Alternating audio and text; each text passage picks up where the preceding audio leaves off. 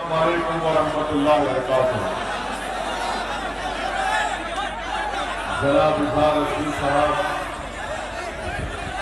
मजलिस इत्तेहादुल मुस्लिमीन के उम्मीदवार, दायिश पर तशरीफ फरमा जिम्मेदारान कौम मिल्लत,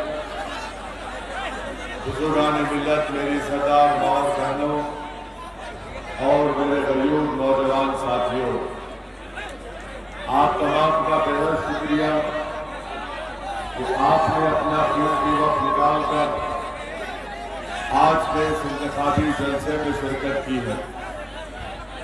मैं आपसे ये गुजारिश करने आया हूँ कि 7 नवंबर के दिन आप अपना एक वोट मजलिस इत्तेहादुल मुस्लिमीन के उम्मीदवार मोहतरम जनाब इज़हार रशीद साहब के हक में इस्तेमाल करके उनको कोचा दामन का आपका नया विधायक और एमएलए मुंतखब करिए।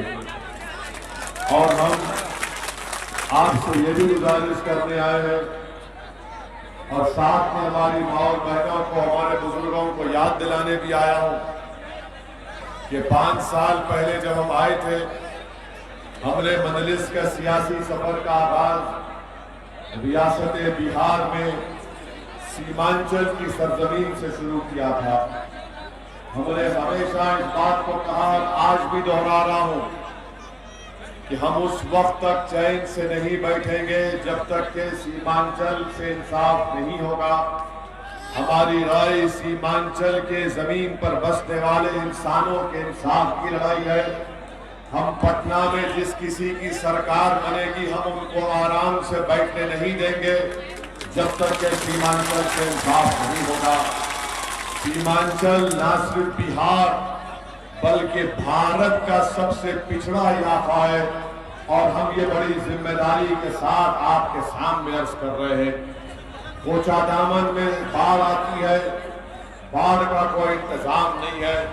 कोचा दामन की बहुत बड़ी आवाम किसान और जमीन और ज़राअत से जुड़ी हुई है, उनके लिए कोई इंतजाम नहीं।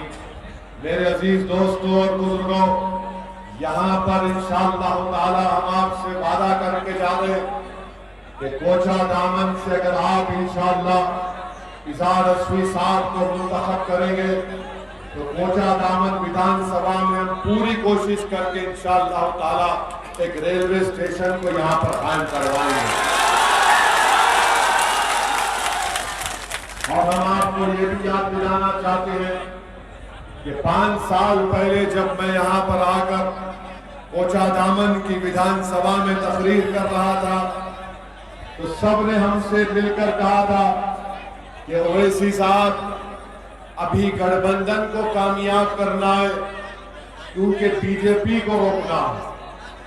आपने 5 साल पहले, बैठ जाइए 5 साल पहले आपकी ही बात याद दिला रहा हूं कि आपने कहा था कि गठबंधन को इसलिए वोट देंगे हम अब की बार क्योंकि मोदी को रोकना है, बीजेपी को रोकना है, आरएसएस के मोहन भगवत को रोकना है।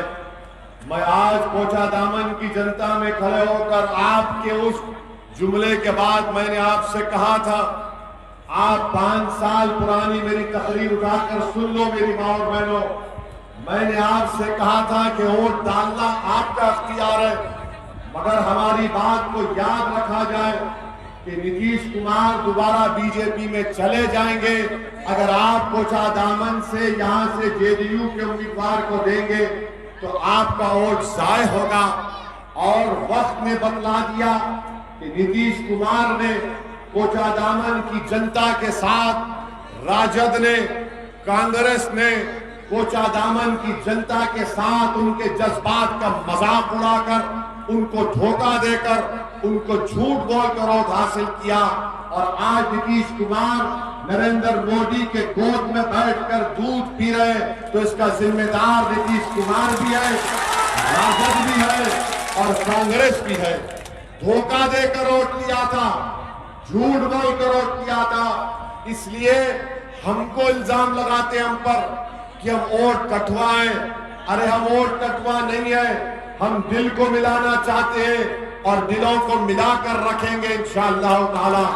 हाँ, अगर कोई आपका वोट का चोरी किया, अगर कोई आपका वोट का चोरी किया तो वो नीतीश कुमार है, राजद है और कांग्रेस है, जिसने आपका वोट को चोरी करके दोबारा बीजेपी को सत्ता और इख्तिदार पर लाकर बिठा दिया। मेरे अजीज दोस्तों और बुजुर्गों, कोचा दामन की गयूर जनता, आप मेरी बात से मुत्तफिक होंगे कि नीतीश कुमार को आपने 15 साल बिहार का मुख्यमंत्री बनाया और 15 साल आपने राजद को बनाया। राजद के परिवार से दो लोगों को आपने मुख्यमंत्री बनाया, मगर कभी कोचा दामन या सीमांचल से इंसाफ राजद ने नहीं किया। नीतीश कुमार को आपने 15 साल मुख्यमंत्री बनाया तो बिहार के गरीबों को, कोचा दामन के गरीबों को क्या मिला? आज कोचा दामन के गरीब जनता को अगर शौचालय बनाना है तो 2000 की रिश्वत देना पड़ता है। अगर प्रधानमंत्री आवास में घर को हासिल करना है तो 20,000 की रिश्वत गरीब को देना पड़ता है। अगर जमीन का रजिस्ट्रेशन कराना है तो रिश्वत देना पड़ता है। अगर बच्चों का बर्थ सर्टिफिकेट निकालना है तो रिश्वत देना पड़ता है। राशन दे लेना है, रिश्वत देना पड़ता है। आज हम आपसे वादा कर रहे हैं कि इज़हार रज़वी साहब को कामयाब करिए, हम कोचा दामन के गरीबों का हक दिलाकर रहेंगे और ये रिश्वतखोरी का खात्मा करेंगे। आज आप देखते हैं कि यहां पर अलीगढ़ मुस्लिम यूनिवर्सिटी का कैंपस बनाया गया। नीतीश कुमार ने उस जमीन पर कोर्ट ने स्टे लगा दिया, नीतीश कुमार ने कोर्ट का स्टे नहीं हटाया। अलीगढ़ मुस्लिम यूनिवर्सिटी का एक मामूली सा कैंपस है, वहां पर MBA और BEd की कोचिंग कोर्सेस हैं। BEd के कोर्स पर नरेंद्र मोदी की सरकार ने पाबंदी लगा दी। नीतीश कुमार कुछ नहीं कर सकते। मेरे अजीज दोस्तों और बुजुर्गों, आज राजद आपके पास है। राजद कहती है कि अगर हमको सत्ता मिलेगी बिहार में तो हम 10 लाख नौकरियां देंगे, और दिल्ली से नरेंद्र मोदी बिहार को आए तो उन्होंने कहा कि तुम 10 लाख दोगे तो मैं 19 लाख दूंगा। ये कोई मजाक है, कोई अलादीन का चिराग है कि खसने से नौकरी निकलना शुरू हो जाता? 10 लाख और 19 लाख। किशनगंज में, कोचा दामन में रोड नहीं बनाते, आप नौकरी देंगे। अस्पताल नहीं बनाते, नौकरी देंगे। स्कूल में टीचर का इंतजाम नहीं है, नौकरी देंगे। बच्चे और बच्चियों के लिए कॉलेज का इंतजाम नहीं करते, आप नौकरियों का वादा करते हैं। बाढ़ आती है, जमीन कट जाती है, बाढ़ आती है, खेत बर्बाद, फसल बर्बाद हो जाती है, मगर ये बात आपके वोट हासिल करने के लिए राजद ने और बीजेपी ने एक नया सोचा छोड़ा है। मैं जेडीयू के जो यहां के उम्मीदवार हैं, हम उनसे जानना चाहते हैं कि क्या नीतीश कुमार ने नहीं कहा था कि मैं संघ मुक्त भारत करूंगा, और आज नीतीश कुमार नरेंद्र मोदी के साथ बैठे हैं। हम जेडीयू के कैंडिडेट से जनाब मुजाहिद साहब से पूछना चाहता हूं, बताओ कि जब पार्लियामेंट में जो नरेंद्र मोदी के साथ आज आप वोट मांगने आ रहे हैं कोचा दामन की सरजमीन को, यही नरेंद्र मोदी की सरकार ने पूरे भारत में CAA का कानून लेकर आए, वो CAA NPR NRC का बिल लेकर आए, तो पार्लियामेंट में क्या जेडीयू ने उस बिल की मुखालिफत की थी?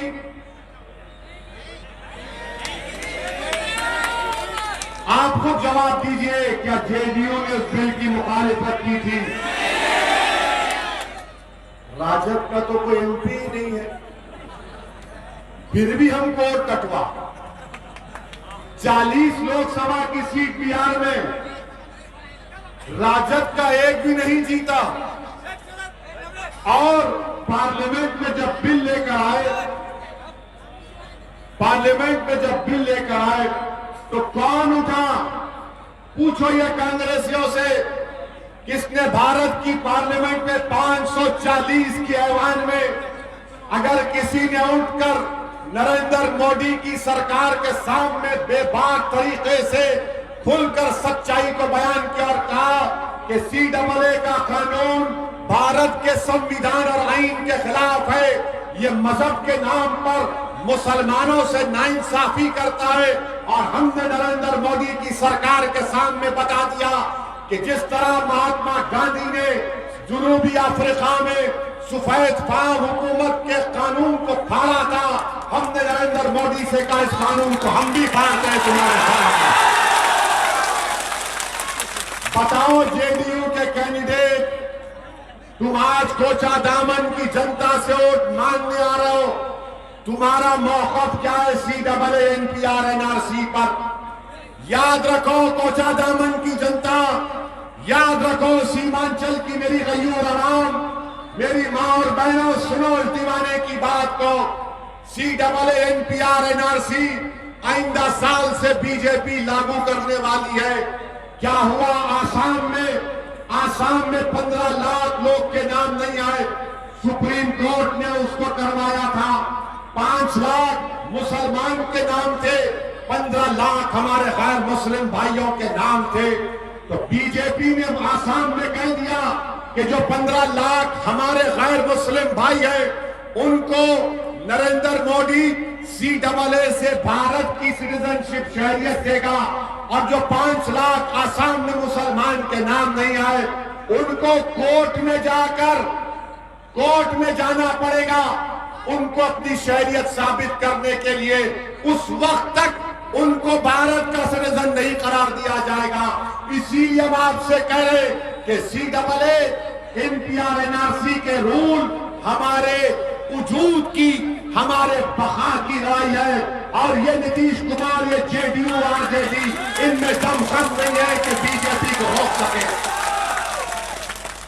आज RSS के लोग कहते, RSS के मोहन भागवत ने बयान दिया कि भारत के मुसलमानों को भटकाकर CAA के कानून में उनसे एहतजाज करवाया गया। हम आज कोचा दामन में खड़ा होकर RSS के मोहन भागवत को पैगाम दे रहे हैं कि मोहन भागवत, हम कोई दूध पीते बच्चे नहीं है कि तुम्हारी मीठी मीठी बातों में आकर नींद की सो जाएंगे। हम जानते कि तुम CAA के जरिए हमको नुकसान पहुंचाना चाहते हो, और हम मोहन भागवत को, नीतीश कुमार को, नरेंद्र मोदी को, राजद को, कांग्रेस को कोचा दामन से पैगाम दे रहा हूं, आपके भरोसे पर पैगाम दे रहा हूं कि जब अल्लाह के फजल करम से इंशाअल्लाह ताला पूरे मुल्क में कोरोना खत्म हो जाएगा, अल्लाह के करम से उसका इंजेक्शन वैक्सीन निकलेगा। जैसा ही कोरोना खत्म होगा, कोचा दामन से दोबारा लड़ाई शुरू होगी CAA की NRC की। क्या आप हमारा साथ देंगे उस लड़ाई में? क्या आप हमारा साथ देंगे उस लड़ाई में? तो हम तमाम मिलकर एहतजाज करेंगे। हमको अपने आप को बचाना है, इन मासूम बच्चों के मुस्तकबिल को बचाना है। और नरेंद्र मोदी की सरकार जिस तरह आसाम में 5 लाख मुसलमानों से कह रही है कि कोर्ट को जाओ, और इनके अजायब में सीमांचल है, जाकर देख लो आप कि बीजेपी के RSS के लोगों ने बयान दिया कि सीमांचल में घुसपैठी घुस गए। मैं आपसे सवाल कर रहा हूं, मेरे सवाल का जवाब आपको देना पड़ेगा ताकि कोचा दामन के JDU के कैंडिडेट को मालूम हो जाए, नीतीश कुमार को मालूम हो जाए, नरेंद्र मोदी को मालूम हो जाए, राजद के लोगों को मालूम हो जाए, क्या सीमांचल में घुसपैठी है या भारत के लोग हैं? जवाब दो। सीमांचल में भारत के लोग हैं ना? क्या घुसपैठी है सीमांचल में? तो बताओ नीतीश कुमार के कैंडिडेट, तुम्हारी जबान खामोश क्यों है? तुम जिस पार्टी का साथ दे रहे हो वो RSS के लोग सीमांचल के गयूर आवाम पर उंगली उठा रहे, हमारी वफादारी पर शक कर रहे। अरे JDU राजद वालों, RSS वालों, अगर हमारी वफादारी देखना है तो कोचा दामन के कब्रिस्तानों में जाकर देखो, हम सीना तान कर उस जमीन पर जब तक अल्लाह उनको जिंदा रखेगा सीना तान कर जिएंगे, अपने हक के लिए लड़ेंगे, अपने बच्चों की तालीम के लिए लड़ेंगे, अपनी बच्चियों की तालीम के लिए लड़ेंगे। मेरे अजीज दोस्तों और बुजुर्गों, ये मिजाज आपको देना है और हम आपके दरमियान में खड़े होकर इज़हार अस्वी से कहना चाहते हैं कि इज़हार साहब, जब आप अल्लाह के फजलो करम से कोचा दामन की जनता की दुआ और वोट की वजह से कामयाब होंगे, तो जब आप पटना को जाएंगे तो पटना की विधानसभा में इज़हार अस्वी साहब आपको कोई भी मुख्यमंत्री बने, हम तो उम्मीद करते हैं कि उपेंद्र कुशवाहा बिहार का नया मुख्यमंत्री बने। मुख्यमंत्री जो भी होगा, इज़हार खड़े होकर उसकी आंख में आंख डाल कर कहेगा कि मुझे कोचा दामन की गयूर जनता ने मुझे भिजाया है, मैं ना अपनी गर्दन को झुकाऊंगा, ना अपनी नजरों को नीचा रखूंगा, बल्कि मैं इस असेंबली में खामोश बैठने के लिए नहीं आया हूं। मैं इस असेंबली में मसाइल उठाऊंगा, हमारे कोचा दामन की जनता की तकालीफ को बयान करूंगा और लड़कर कोचा दामन के जनता के मसाइल को हल करूंगा।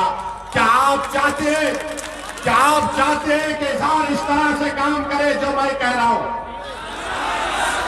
तो इज़हार अस्वी साहब हाथ उठाकर जनता को आप तय खून दे दीजिए कि आप लड़ेंगे कोचा दामन की गरीब जनता के लिए। मेरे अजीज दोस्तों और बुजुर्गों, अगर आज बीजेपी को कोई कोचा दामन से हरा सकता है तो कौन हरा सकता है? बोलो आप। कोचा दामन से अगर कोई बीजेपी जेडीयू को हरा सकता है, आरएसएस को हरा सकता है, तो कौन हरा सकता है? तो आप समझ गए ना कि राजद क्या काम कर रहा है? राजद कैंची का काम कर रहा है, कैंची का काम कर रहा है। कैंची क्या करती है? कैंची काटती है ना, वही काम कर रहे हैं ताकि आपका इत्तेहाद, आपकी मोहब्बतों में निफाक पैदा किया जाए और यहां से वो मोदी को कामयाब कर रहे हैं। कोचा दामन से कैंडिडेट नरेंद्र मोदी है और एक तरफ इज़हार है, कोई और नहीं है। अगर मोदी को हराना है तो मीन का साथ देना पड़ेगा। कोचा दामन में मुकाबला है तो मोदी का और ओवैसी का है। बताओ तुम किसका साथ दोगे? मेरी और बहनों, हाथ उठाकर जवाब दो, क्या तुम मेरा साथ दोगे, तुम्हारे बेटे का, तुम्हारे भाई का, या फिर तुम उन लोगों का साथ दोगे जो हमारी बका के दुश्मन है, हमारे वजूद के दुश्मन है, हमारी तहजीब के दुश्मन है? तो मेरे अजीज दोस्तों और बुजुर्गों, 7 नवंबर के दिन आपको अपना एक रिकॉर्ड अपने घर से निकलिए और पतंग छाप पर बटन दबाकर कोचा दामन में एक नई तारीख बनाइए।